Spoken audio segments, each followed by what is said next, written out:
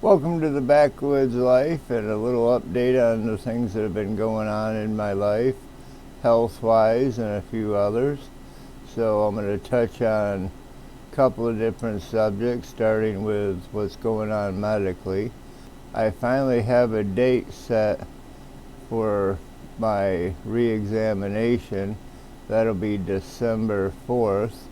I will be driving myself up to St. Louis from here and driving to the hospital and such, and then back home the following day.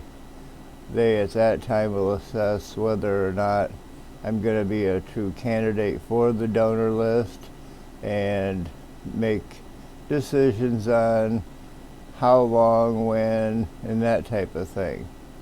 Now, I've got a few issues, and hopefully maybe someone else there can provide a solution or point me in the right direction. In order to get on the donor list, I need a caregiver. Well, let me back up. When the phone call comes in, if you don't know about how transplants work, I have so many hours to be from my home to the operating table. So at that point, they'll find an organ that will allow me the 6 to 8 hours it may take to get me ready and into St. Louis and on that operating table. Once that's completed, I will then spend 7 to 10 days in the hospital itself under their watch and care. At that point, I will be moved to outpatient, and I have to be close to the hospital so that if anything goes wrong, any complications with my transplant occur, I'm able to get to the hospital quickly. So they are paying for my accommodations in a hotel that they'll assign me, and at that point I will need a caregiver pretty much 24 hours a day, roughly, to stay with me that entire time, which could be two weeks to 4 weeks. So, with that said, I would need somebody to come up to the hospital in St. Louis at Barnes Jewish and take me to the hospital, or take me from the hospital rather, and take me to the hotel, get me checked in, get everything set up, and then someone either has to stay in my room with me, which is paid for. If you choose not to stay with me, at around $130 to $150 a night for a typical hotel, you're looking at around $5,000 to get your own room. I don't bite and I don't snore. I'll just leave it at that. If I'm not able to secure somebody to do this, I will not be able to be put on the donor list, which I really don't like the alternative to that, because, well, quite frankly, without a transplant, I could very likely pass away, and that could happen soon. I really wish that not to happen. I want to get back on with my life. I want to start building strength. I want to be here to take care of Samantha. This is her first year in high school. She's doing marching band and has a lot going on. She'll be starting August 20th in her new school, and I'm really looking forward to seeing her achieve great things throughout the next 4 years. And I need to be here for her, and she needs me as well. So, with that said, anyone that is able to assist me in that problem, and it doesn't have to be the same person. If someone wants to come up for a week or two and then switch out, to kind of take turns, so to speak, that would be acceptable. I just have to have somebody in writing on paper with all their contact information, phone numbers, and so forth, or I cannot be put on the donor list. There is no program out there currently that would allow me to get that taken care of. Unfortunately, I can't believe that I can't be the only person going through this struggle.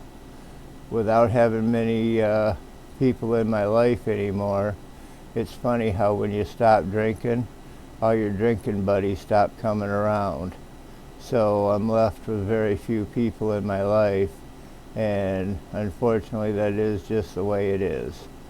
So with that, in order to get a ride set up from my home to the hospital for that surgery, they need a date. That's going to be a hard one to overcome, and I'm working on that with an advocate through my insurance company. They're hoping to come up with a plan. They don't want to set up any kind of transportation. They need 24 to 48 hours to schedule that type of transportation, and they would have to have a date.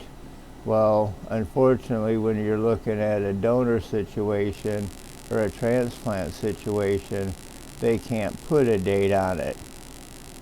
Unfortunately, that is the way it is. So I've got a couple of things that I'm trying to overcome. Someone possibly to, be there ready to go at a moment's notice to drive me quickly, safely, but very quickly to St. Louis and get me into the hospital where they will take over.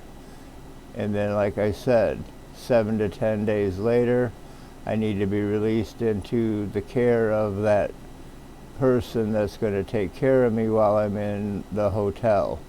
So, any questions, any comments, please feel free to ask. I'm pretty much an open book. Now, moving on from there, I am now wearing oxygen full time.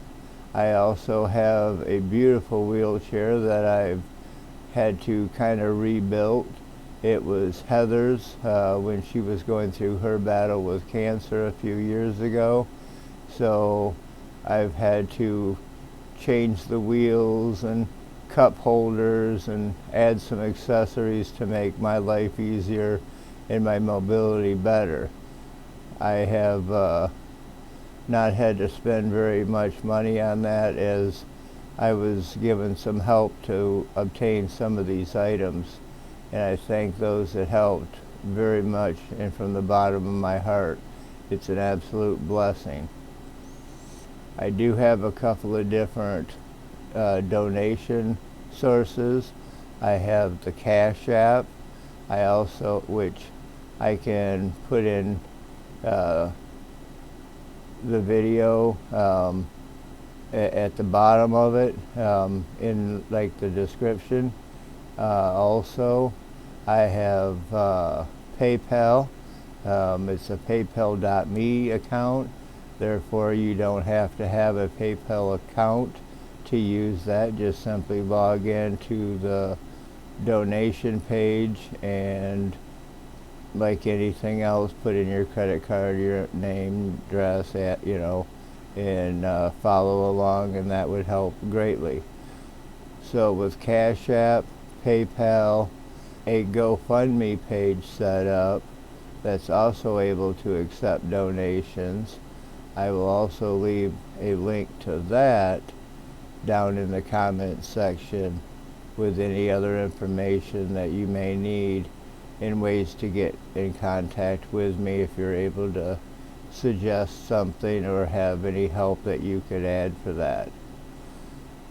I'm really looking forward to this year coming up. I'm hoping for good things and good health with the Lord. He will see me through this. I pray to God that everything comes out okay, and I put my trust in the Lord's hands to guide the surgeons through my surgery and the people around me to have the ability to help with some of these needs, the caregivers and such that are going to be needed in place to allow this to happen. I don't think I missed much. I guess that's it for today. I wish everybody the absolute best. God bless you all. Thank you for listening, and I hope that this was informative. Any suggestions that you have, please feel free to leave those in the comments as well. Everybody, peace out, and God bless.